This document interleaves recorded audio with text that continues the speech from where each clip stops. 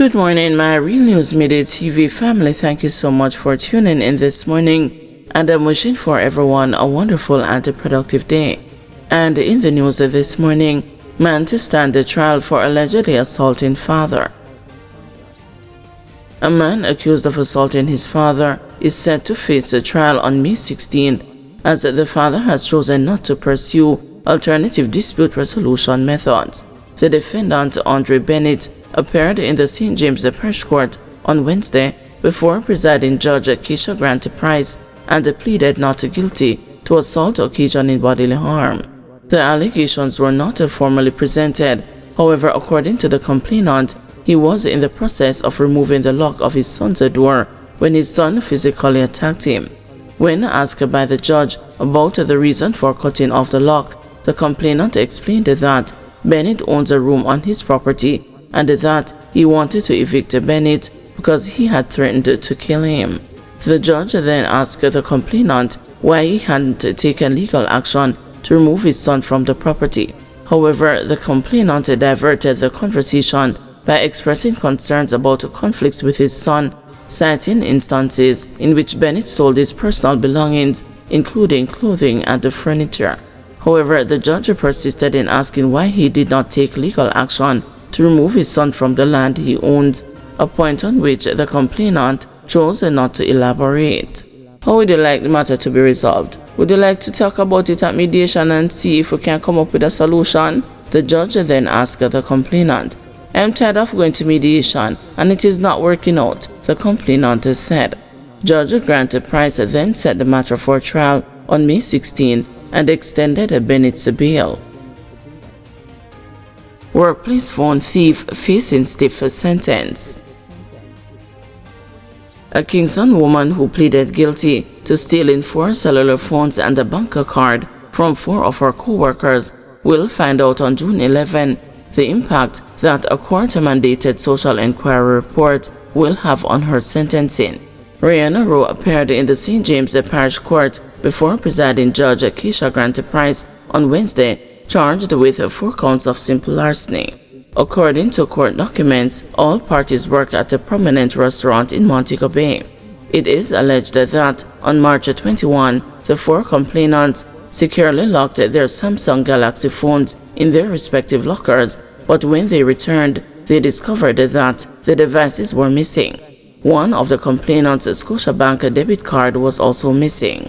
The matter was reported to supervisors, and upon a review of the security footage, Rowe was observed accessing the lockers and removing the mobile phones. A police report was subsequently filed, and when cautioned, Rowe reportedly said, "Officer, I first made it fast. My renter come up and me never have any money. That's why I did it." During the legal proceedings, the investigating officer informed the court that he had dialogue with Rowe, during which she disclosed that she had sold all the phones. Meanwhile, the complainant, whose bank card was stolen, told the court that by the time she called the bank to freeze her account, Rowe had already spent more than $30,000. She said she would drop the charge if she receives a reimbursement of the stolen funds. Judge Grant Price informed the complainant that in order to avoid imprisonment, Rowe would have to compensate for the value of the phones as well as the amount of cash deducted from her account. She also pointed out to the complainant that the case cannot be dismissed as the defendant had pleaded guilty and that she would be moving forward. Judge Grant Price subsequently requested a social inquiry report in order to determine the most suitable sentence for Rowe and postponed the sentencing to June 11. Rowe was remanded until then.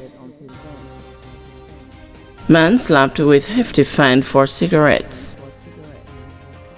A man who was found in possession of a quantity of marijuana and uncustomed cigarettes was slapped with a hefty fine in the St. James Parish Court on Wednesday. Luke Reed pleaded guilty to possession of and dealing in ganja in addition to possession of uncustomed goods. He appeared before presiding judge Keisha Grant Price.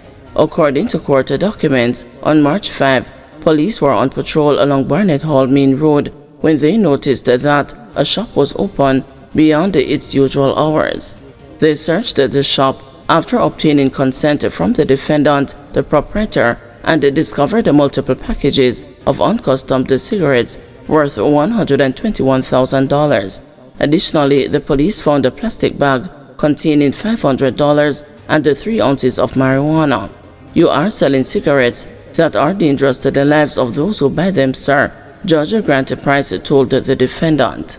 "Your Honor, I never know that those cigarettes were not supposed to sell," Reed told the judge. "Where did you buy them?" the judge then asked. "Someone sold them to me, Your Honor," Reed replied, emphasizing that he was unaware that they were uncustomed goods. "Well, you will learn a lesson today, sir, because the fines are hefty," the judge said before ordering him to pay a fine of $363,000 or serve 30 days in jail. For the marijuana charges, Reed was fined $750 or 5 days in jail for possession and $1,500 or 5 days in jail for dealing. 15-year-old foreign national gone missing from hotel in Montego Bay. An alert has been activated for 15-year-old Peter J. Dale Fergoso, a Dominican national who was staying at a hotel in Montego Bay, St. James, and has been missing since Tuesday, April 16. He is of brown complexion, slim build, and is about 165 centimeters or 5 feet 5 inches tall. Reports from the Montego Bay police are that about 3:30 p.m., Peter was last seen at the hotel. He was wearing a black t-shirt, black shorts, a pair of black Crocs, and was carrying an orange backpack. He has not been heard from since then. Anyone knowing the whereabouts of Peter J. Dale Fergoso is being asked to contact the Montego Bay Police at 876-952-5381, the 119 police emergency number, or the nearest police station.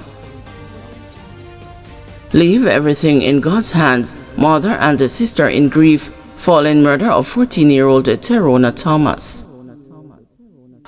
When Arthur Watson heard gunshots echo through her Olympic Gardens community in Kingston on Thursday, she rushed towards the chaos, never imagining she would find her 14-year-old daughter lying on the ground with a gunshot wound to the head. She collapsed in shock and grief. Terona Thomas, a second-form student at Pembroke Hall High School, died at the Kingston Public Hospital later that day, succumbing to her injuries after undergoing emergency surgery. According to the police, around 1:50 p.m., Thomas was among a group of people gathered on Hill Avenue when gunmen traveling in a motor car opened the fire, injuring her and the 2 men. The victims were taken to hospital. The grieving mother was sitting in her yard when the shots rang out. She said her heart sank instantly, knowing her daughter had gone in the direction of the gunfire. "As me hear the gunshots, me say, where TT dey?" Watson recalled her through tears yesterday, explaining to the news that she had just given her daughter money to buy a boiled crab from a nearby stall. "When me reach up there, me see a car drive away, but me never see who inside. When me turn the corner, me see her laying down with her sister on top of her. Me see her upon the ground. Me couldn't believe." She said she collapsed in tears before even reaching her daughter, overcome with grief and shock. On Friday, when the news visited the family's home, Watson and her older daughter, Dania Clark, were just returning from their visit to the House of Tranquility's morgue, where the mother went to identify her child's body. "It was very painful," Watson said. "I just asked Father God to give me strength to raise my other 4 kids." The distraught mother described her daughter as a homebody who was very nice, loving, and well-loved. "Everybody in the community love her. It really shake me up. Me no know what to do," she said. Watson is demanding justice for her child and is hoping that the investigation will lead to the capture of the perpetrators. Unconfirmed reports are that the killers were after someone else and Terona was an innocent victim of the shooting. Clark, who shared a close bond with her younger sister, said she hasn't been coping well since the incident. "Me can't sleep, me can't eat. Every time I close my eyes, and my sister me see. Almost every night she sleep with me." She expressed her anger at some community members, accusing them of closing their doors on her sister and another young girl as they sought refuge from the gunfire. "Them heartless," she said. "I wanna feel lock out the babies them. Maybe if una did help, my sister would still be alive."